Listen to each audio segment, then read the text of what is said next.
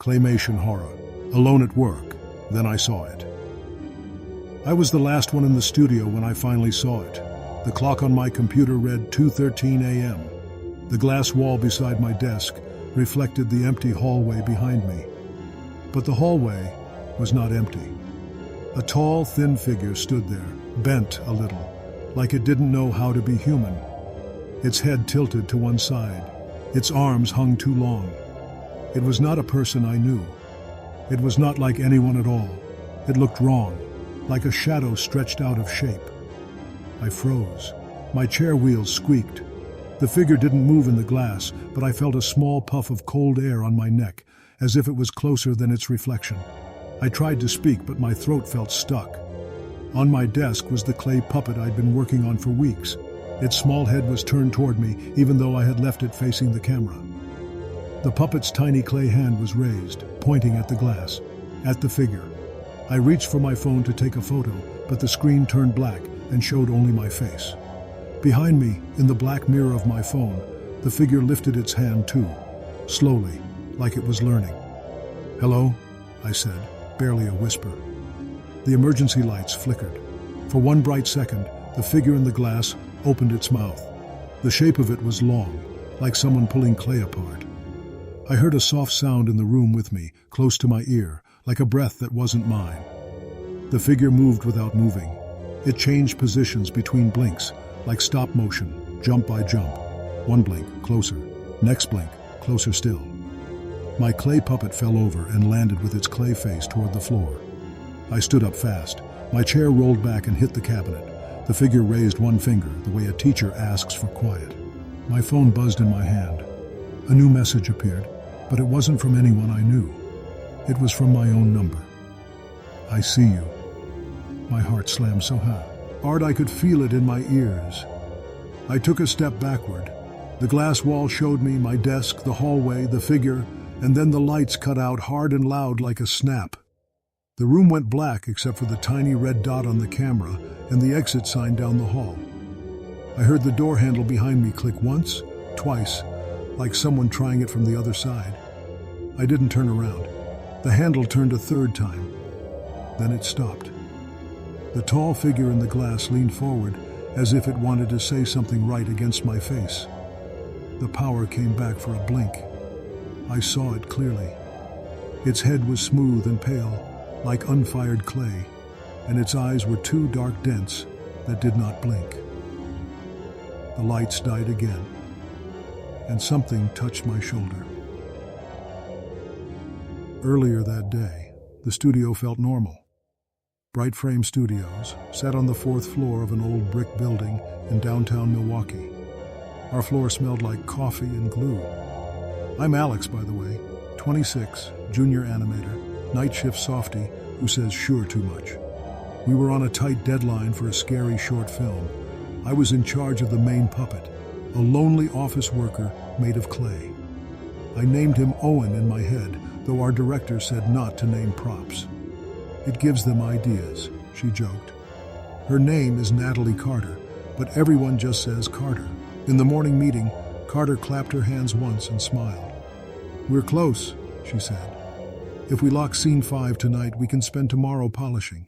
Alex, you're on the late block. Keep the camera running, but don't get sloppy." "Got it," I said.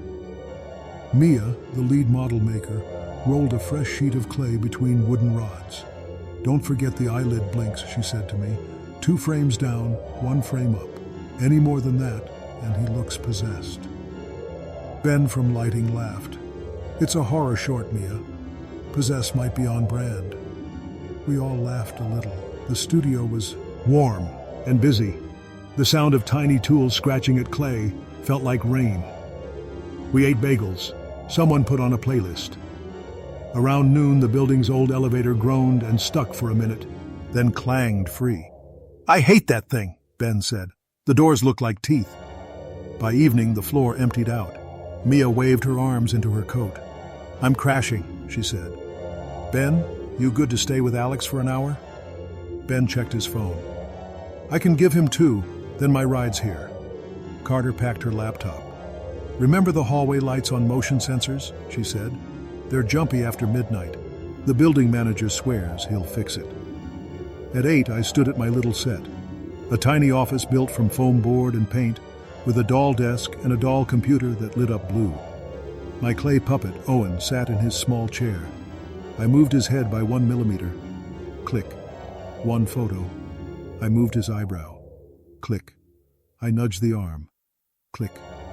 I breathed out slowly, counting 3 beats before every touch so I wouldn't rush. This is how you bring a figure to life. You don't push hard. You ask the clay, and the clay answers. Around 10, Ben packed up the last softbox and lifted his hand. "You good?" he asked. "Yeah," I said. "I might stay till 12. "Don't let the elevator eat you," he said with a grin. And he was gone. It was quieter after that. The building had big bones and old nerves. The heat kicked in with a low whoosh. Somewhere above, a pipe ticked.